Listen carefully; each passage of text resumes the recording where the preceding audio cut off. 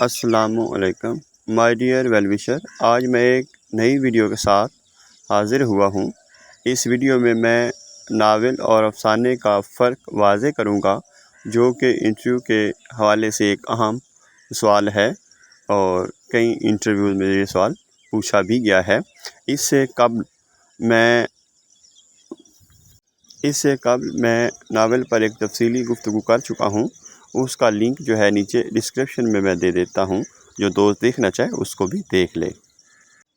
افسانے کو انگریزی میں کیا کہا جاتا ہے؟ Short story.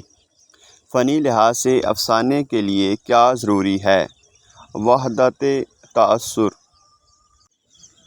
نقادوں نے افسانے کو کس کے مشابہ قرار دیا ہے؟ غزل کے مشابہ قرار دیا ہے، جو بظاہر مختصر مگر معنوی اعتبار سے جامعیت کا شاہکار ہوتی ہے۔ ناول اور افسانے میں بنیادی فرق کیا ہے؟ نقادوں نے ناول اور افسانے کے فرق کو نظم اور غزل کے فرق سے تشبیہ دی ہے۔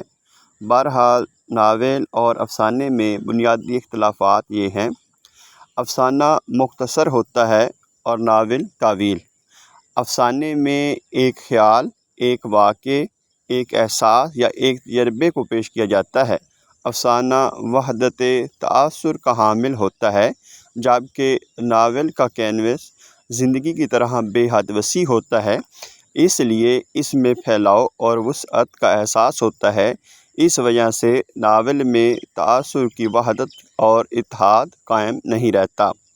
خیالات و تاثرات کے لحاظ سے افسانے کے برعکس ناول کی رنگا رنگی اور رنگینی کا دائرہ بے حد وسیع ہوتا ہے۔ افسانہ اختصار اور تیز رفتاری کا حامل ہوتا ہے۔ افسانہ نگار کے پاس وقت کم اور مسافت زیادہ ہوتی ہے۔ اس کے برعکس ناول نگار کو کسی مخصوص وقت کے اندر اپنی منزل تک پہنچنے کی جلدی نہیں ہوتی، چنانچہ وہ ہر طرح کی رنگینی سے لطف اندوز ہوتا ہے، جس سے ناول افسانے کی نسبت سست رفتاری سے آگے بڑھتا ہے۔ افسانے میں ایک ہی پلاٹ ہوتا ہے، لیکن ناول میں مرکزی پلاٹ کے ساتھ کئی چھوٹے چھوٹے ضمنی پلاٹ بھی ہوتے ہیں، جو مل کر مرکزی پلاٹ کی تکمیل کرتے ہیں۔